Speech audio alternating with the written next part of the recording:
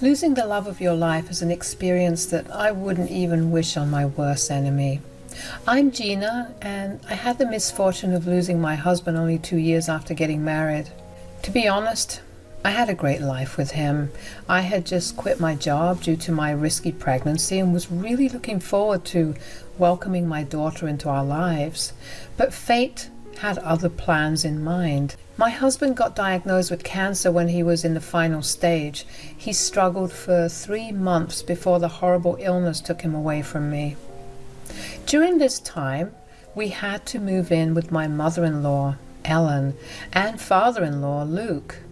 They tried their best to support us, although I was the one taking full care of my husband. Still, we were grateful to have them house us when we couldn't afford rent anymore. When my husband passed away, I thought that I could rely on them for emotional support. Well, that was only wishful thinking on my end. As soon as my husband's funeral was over, Luke and Ellen started to treat me horribly. They even called me and my unborn daughter names because they considered us burdens. I assured them that I would soon find a job and start contributing to the bills, but they just wouldn't listen. Guys, they were not hurting for money. All their bills were being paid by my sister-in-law, Kathy, who had a very good job. Still, my in-laws were adamant that I was a burden and didn't deserve their help anymore. They said, "You better start looking at other options because I won't have a stranger living with us." "I'm not a stranger, Luke. I'm your own daughter-in-law." "Well, our son is not alive anymore, is he now? So you are nothing to us anymore too." "Guys, I understand that you don't want me in your house. I promise I will move out after getting a job. Please just let me stay here for a few days until the baby's born. You know this is a risky pregnancy." "In that case, you better lose the child." My spine chilled at what my father-in-law said. I had expected Ellen to intervene and tell him off, but she seemed to agree with him. They told me how this would be the best option since they didn't want any responsibility for the child. Not that I was asking them for anything. Things escalated when they drove me to an abortion clinic while telling me that they would take me for a health checkup. I kicked up a storm and left on my own. When I went back to the house, I was a crying mess and severely traumatized by Luke and Ellen trying to force me to abort my child. When they returned home, they said, "Why the hell did you run away from the clinic? We told you that you absolutely have to have an abortion." "Why are you doing this to me? I cannot abort my child. I will never do that." "We don't care, Gina. We are not going to take care of you and your child. Our son is dead, so you are not our problem anymore. The baby I'm carrying is your granddaughter, guys. How can you even think about doing this? I am not getting an abortion no matter how hard you try." "In that case, you better see yourself out. We will not have a stranger and her unwanted child living with us." I felt like I was hit with a ton of bricks. It hadn't even been a month since my husband died, and my in-laws wanted to kick me out. Ellen held me by my elbow and dragged me out of the house before I could do anything. Besides, I was outnumbered 2-1 and didn't want to risk hurting my child. All I could do was stand on the porch and cry while I said, "What? You're kicking me out? But I have no money.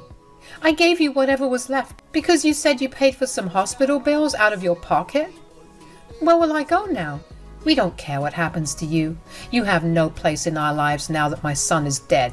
You better take you and your kids somewhere else." "You would do this to your own blood? This child is also your family, you know. I might be no one to you, but the child is your granddaughter." "We never wanted a granddaughter anyway. We won't allow you to use your child to weasel back into our lives. If you don't want to abort your child, you can die along with it." Those were some of the last words that my mother-in-law and father-in-law spoke to me before closing the door on my face. I was already a crying mess and didn't know what to do. They kicked me out without even letting me get my clothes and stuff from the house. Hell, I didn't even have the documents that I needed. I felt so broken and helpless at that moment. I sat on the porch crying for about 20 minutes before Gina and Luke told me to leave. They said, "Why the hell are you still here? I told you to get off my property." "Please don't do this to me. I have nowhere to go. At least let me stay here until I get a job and move out." "You have already mooched off of us enough. It's time you leave and never come back. If you don't leave immediately, I will be calling the cops." "Things will get even worse when we call the cops on you. If you know what's best for you, you need to leave." That was what it took for them to get rid of me. I knew they were serious about calling the cops.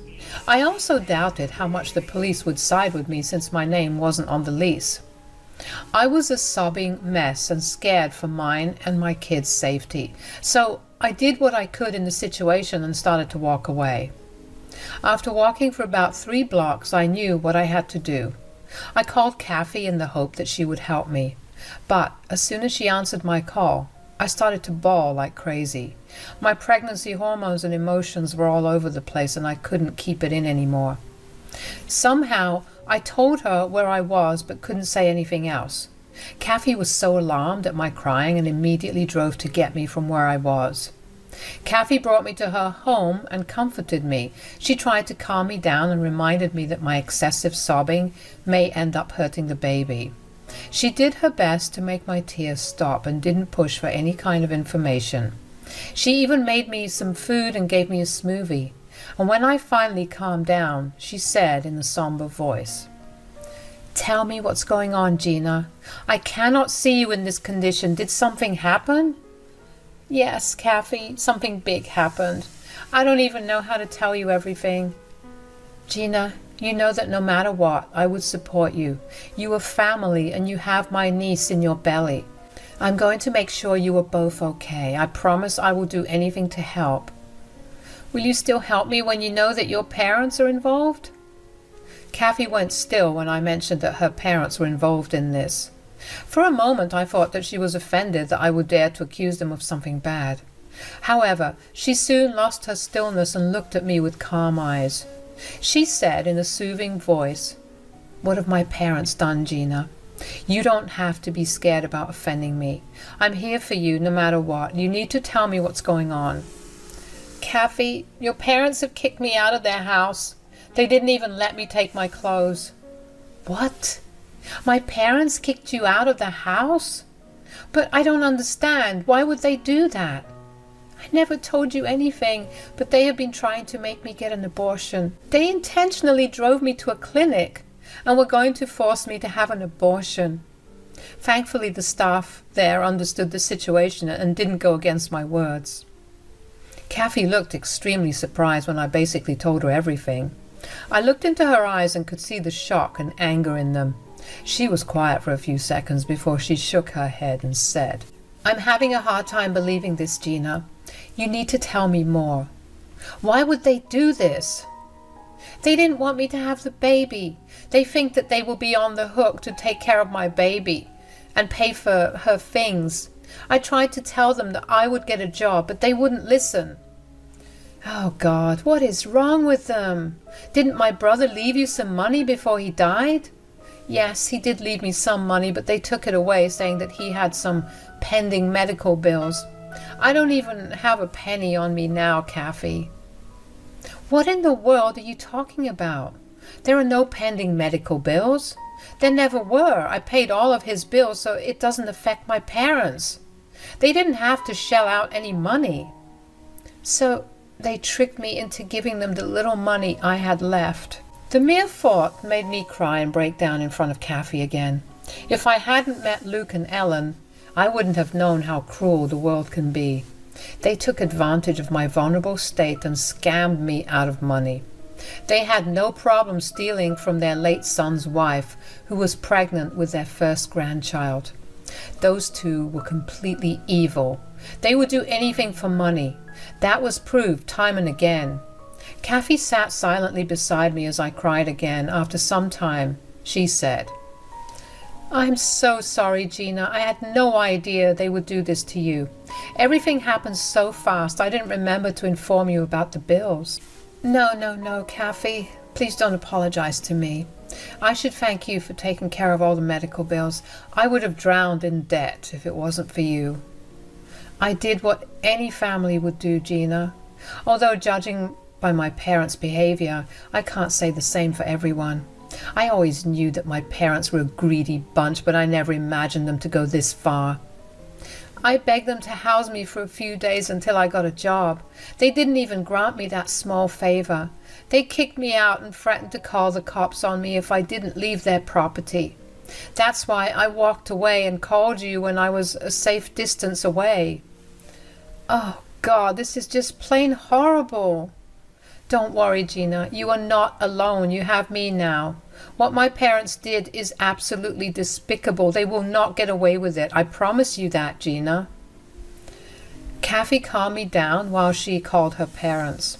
She said that she wanted to hear it in person. It wasn't like she didn't believe me. She simply wanted to see what excuses her parents would come up with. She said, "Mom, Dad, is it true that you kicked Gina out?" "What? Why would we do that, Kathy?" "Perhaps because she didn't get a freaking abortion like you asked her to. Am I right, Mom and Dad?" "Kathy, you are misunderstanding us. We didn't mean any harm. We were just..." "What? Tell me what you were thinking when you tried to make Gina get rid of your own granddaughter. What kind of monsters are you?" Kathy yelled at her mom when it became clear that they did everything that I told her about. Just hearing them trying to justify their actions was enough to break my heart all over again. Even after being shouted at by their own daughter, Luke and Ellen continued to make excuses and said, "Kathy, you will not talk to us that way. We were doing what was best for us. Our son is no longer alive, so we shouldn't have to bear the burden of his wife and kid. It's not fair on us." "Yeah, we have worked hard for this retirement. We already sacrificed many months taking care of our son. We don't have any obligation to take care of his family now. We have done enough already." "We deserve to enjoy our retirement too, Kathy. We worked hard for it. We cannot afford to look after a child right now. If Gina doesn't get an abortion, I'm sure she will shackle us with the child's responsibilities." "Your father is right, Kathy. You should listen to us and kick her out too. Trust me. If you let her stay, she will sink her claws into you and bleed you dry. Just leave her out on the streets and let her fend for herself. It will make her come to her senses." I couldn't believe that Gina and Luke were still trying to get rid of me and my child. They were actually trying to convince Kathy to kick me out and leave me to fend for myself. Their words made me tear up again, and I started to think that there was no hope left for me and my child. Just when I thought that all hope was gone, Kathy angrily said to her parents, "What on earth is wrong with you guys? How can you speak about your own daughter-in-law and grandchild like that? Also, what hard work are you even talking about? You retired early only because I gave you money for rent and bills. This has nothing to do with hard work." "We are grateful for your help, Kathy. That's why we're saving you from being financially crippled by a stupid woman and her stupid baby." "I knew Gina would end up on your doorstep and try to get your money. Listen to me, dear. You have no obligation to help out Gina and her child. Your brother is already dead, so you have no relationship with Gina anymore. Just get rid of her." "Yeah, we'll even cover for you and tell everyone that Gina left on her own will. No one will know that we kicked her out." "No, I will do nothing of the sort. I am not shameless and evil like you two. I can't believe you two gave birth to me. I am thoroughly disgusted by your behavior." Now it was time for Luke and Ellen to be surprised. Kathy had never talked to them in this tone. I could tell that my sister-in-law was extremely mad and was ready to wreak havoc on her family. She loved my husband a lot and always told me that I was like a sister to her. Kathy was proving to me just how much she meant those words. She yelled at her parents while they sounded flustered. "What are you saying, Kathy? We are your parents, so you can't talk to us like this." "Yes, we raised you better than that, Kathy. You better watch your tone." "No, I will not watch my tone when I'm talking to such soulless people like you. Yes, you raised me right, but forgot to follow your own teachings. Honestly, I can't believe what you did to Gina. You two are disgusting. We are doing this to protect our assets and yours as well. You are villainizing us unnecessarily. Oh, really, Dad? You want to protect our assets? Tell me, what assets will you have when I stop helping you financially? Now this was a big blow to Luke and Ellen. They had never imagined that their own daughter would threaten to pull out her financial assistance for me. I was also surprised that Kathy was willing to take such a stand for me.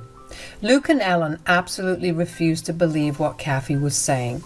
They said, "What are you talking about, Kathy? Are you threatening us?" "I'm not threatening you, Dad. I'm telling you what I will be going to do." "Are you saying that you will cut off your financial assistance for that stupid woman?" "She is not stupid, Mom, and yes, I will do exactly that. Gina and my niece need me more than you two, who are perfectly capable of taking care of yourselves." "Kathy, you can't do this. Listen to me." "No, I'm done listening to you guys. You have already taken advantage of me. I won't let you do that anymore. Gina and my niece will get my help now. Looks like you will have to come up with the money for your rent and bills now." Luke and Gina were stunned and weren't expecting their day to turn out horribly wrong. What started off as a mission to kick me out ended up being a trap for them to lose their own house. The duo were now trying to backpedal and said, "You're being very unreasonable, Kathy. Fine, if you want to help them out so badly, we will take Gina in. Just send her over. We will figure things out." "Yeah, we will manage somehow. Gina can come back and stay with us. We won't push her to get an abortion or something." "I don't know about that. Gina, what do you think?" Now, Kathy was letting me take the stage and set things in place. She was smiling at me and hinting that it was my time to make Luke and Ellen pay for what they did. So I calmed myself down and said, "I don't know what to think. Luke and Ellen behaved horribly with me. They didn't even apologize to me for their behavior." "You hear that, Mom, Dad? It's such a shame that you didn't even apologize." Okay, Gina, we apologize for what we tried to do. We take it all back." "Yeah, we're sorry, Gina. Why don't you come home so that we can make it up to you?" "I don't know, guys. I also can't get over the fact that you scammed me out of my late husband's money, even though Kathy had paid all the bills." "Oh, yes, we can't forget about that one. What was that all about, Mom, Dad? Why don't you hurry up and send money through PayPal?" Luke and Ellen were slowly getting trapped in their own sick and twisted plan. I took this opportunity to get back at them for all this stress and trauma that they put me through. And I wanted my money back as well. They didn't deserve to take my money when they did nothing for my husband whatsoever. Luke and Ellen immediately sent the money back after hanging up on us. Then they called Kathy back and said, "There, I sent Gina the money back. All is good now." "We can just go back to how things were. I was actually thinking about setting up a nursery in Luke's study. Gina can decide everything when she comes back." "Hold on, guys. Gina hasn't said if she wants to forgive you." "Oh, she'll forgive us. We're family after all. This is just a minor fight. I'm sure we will come back stronger from this, isn't it, Gina?" Luke and Ellen were now expectantly waiting for me to tell them that they were forgiven. The entitlement of those two horrible humans was really getting on my nerves. They thought that offering a mild apology and returning the money that they stole from me would be enough to forget everything. Well, they were dead wrong. I said, "No, you are not my family, and I definitely don't forgive you. In fact, I will never forgive you for what you tried to do." But we apologize and returned your money." "Gina, your granddaughter would want us in her life. I'm sure you want your child to grow up surrounded by family." "Don't pull my child into your mess. My child doesn't need grandparents who didn't want her in the first place. My decision is final. I would have forgiven you for trying to throw me out, but I cannot forgive you for trying to make me get rid of my baby." There, problem solved, guys. Gina said that she doesn't forgive you. You didn't want to shoulder her burden. I will do that for you. In return, I will be terminating my financial contribution to you. Luke and Ellen absolutely freaked out and started to beg me and Kathy to change our minds. It was pathetic, but also satisfying to see them suffer the consequences of their own actions. They cried and even tried to guilt trip us, but nothing worked. Kathy told them that she would drop by the house to get my stuff, and after that she was done with them. Oh, she also said that she would be contacting the cops to accompany her so that Ellen and Luke could not withhold my belongings from her. As promised, Kathy got and retrieved my things. She did take a cop along with her who happened to be her boyfriend, who we didn't know about. Apparently Luke and Ellen still cried and tried to beg Kathy for another chance. I had already blocked them by then. Kathy also took the liberty of informing all her extended family about what happened. Let's just say that they were not impressed with my in-laws and decided to support me instead. In the months that followed up to my giving birth, I was surrounded by love and care. I also got a job through a friend of mine, and I'm due to start as soon as my kid is old enough to be left in daycare. I'm staying with Kathy for the time being and hope to get my own place soon. However, Kathy insists on me saving up so that I can just buy a small house and secure my future permanently. Her boyfriend has been a huge help too. I got a restraining order against Ellen and Luke after getting witnesses' statements from the abortion clinic, so they can't come near me and my child anymore.